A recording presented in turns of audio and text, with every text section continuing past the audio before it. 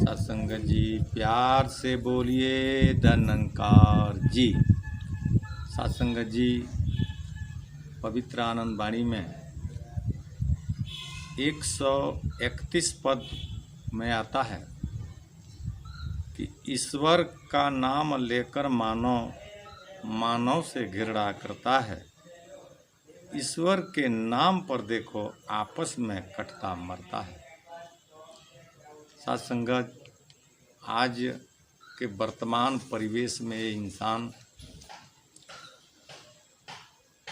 आपस में पशुओं जैसे एक दूसरे को नीचा दिखाने का काम कर रहे हैं।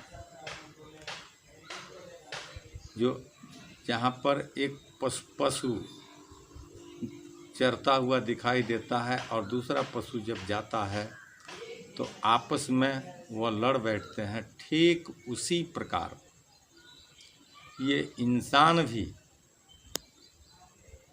मजहब के नाम पर, धर्म के नाम पर एक प्रभु को पा करके भी आपस में लड़ता मरता करता चला जा रहा है। कहते हैं कि इस्लाम वालों को राम से बू आती है और राम वालों को भगवान से बू आती है। खल्क खिदमत कैसे करेगा कोई जबकि एक इंसान को इंसान से बू आती है। इतना ही नहीं, मर रहा है आदमी और मार रहा है आदमी, आदमी को मारकर घर भर रहा है आदमी, जन्म से लेकर कफन तक दौड़ रहा है आदमी, समझ में आता ही नहीं क्या कर रहा है आदमी। विचार करने योग्य बात है। सत्संगत, प्रकांड विद्वानों की लेखनी है। लिखते हैं कि मखलूक सारी कुनबा खुदा की, और यही बात हिंदू संप्रदाय में आता है। प्रकांड विद्वानों की लेखनी कि वसुधैव कुटुंबकम, दोनों बात सेम हुआ, बराबर हुआ। मखलूक सारी कुनबा खुदा की, इस कुनबा में बसने वाले एक ही अल्लाह के औलाद हैं, और वसुधैव कुटुंबकम, इस धराधाम पर बसने वाले सब एक ही परमात्मा के संतान हैं।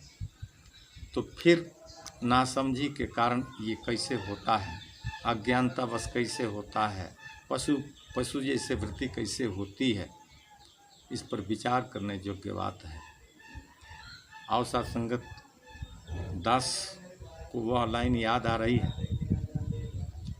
कि एक बार पैगंबर हजरत मोहम्मद साहब अपने ही दामाद मोहम्मद अली साहब के वहाँ उपस्थित हुए तमाम दोस्त मित्रों के साथ में। मोहम्मद अली साहब मेहमानों को देखते हुए एक शहद से भरी हुई प्याली एक मेज पर रख देते हैं और मेहमानों की खिदमत में लग जाते हैं। अचानक जहाँ मोहम्मद अली साहब मेहमानों की व्यवस्था किए थे वो फूस की झोपड़ी थी। अचानक एक बाल का टुकड़ा आकर के उस शहद से भरी हुई प्याली में गिर जाता है। जब गिर जाता है तो पैगंबर हजरत मोहम्मद साहब उस महफिल में बैठे मेहमानों को उस प्याली की तरफ ध्यान दिलवाते हैं और बारी बारी से राय पूछना शुरू कर देते हैं कि इसका मकसद क्या हो सकता है।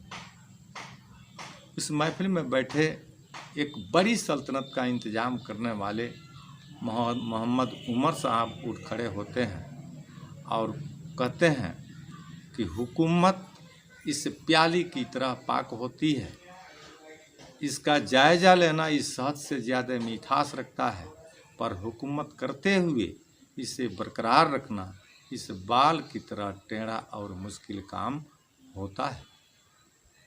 दूसरे मेहमान की बारी आती है।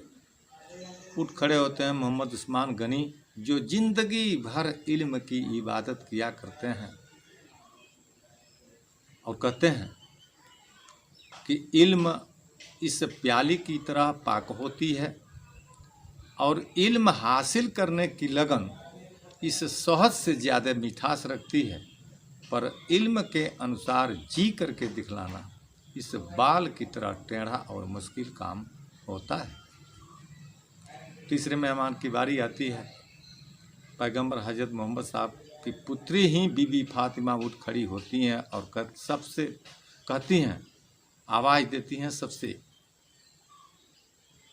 कि औरतों के लिए शर्म इस प्याली की तरह पाक होता है, मगर इसे महफूज रखना इस बाल की तरह टेढ़ा और मुश्किल काम होता है।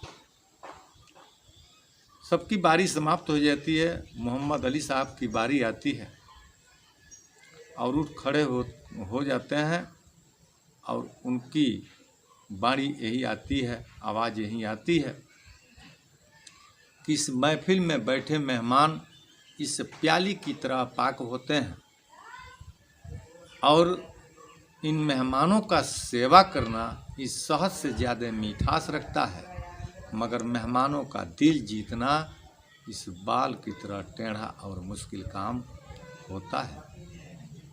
बारी बारी से सबकी बारी समाप्त हो जाती है। सभी मेहमान पैगंबर हजरत मोहम्मद साहब की तरफ देख रहे हैं और सभी मिल करके कहते हैं कि हुजूर आप भी कुछ फरमाएं ताकि इस बेकली दिल को शांति मिले। मेहमानों की बातों को सुनते हुए पैगंबर हजरत मोहम्मद साहब उठ खड़े होते हैं और सबसे पहले मोस्ट इम्पॉर्टेंट शब्द यही रखते हैं कि अपने वजूद की जानकारी संपूर्ण विश्व में जान लेना ही बेहतर होता है और इस खुदी का एहसास करना इस प्याली की तरह पाक होता है, मगर खुद को पाकर उसी में खो जाना इस बाल की तरह टेढ़ा और मुश्किल काम होता है। महत्व इस बात की है कि अपने वजूद की जानकारी, जिसे हम कहते हैं सेल्फ रियलाइजेशन, अपने आप को जानना, मानो ये पहचान करे कि मैं कौन हूँ। जो मैं हूँ वहीं सामने पुरुष भी है, नारी भी है, परमात्मा जो ज्योति आप में है वही सब में है। तो हम अज्ञानता बस इसको लड़ बैठते हैं। महत्व इस बात की है कि हे जगत के मानव,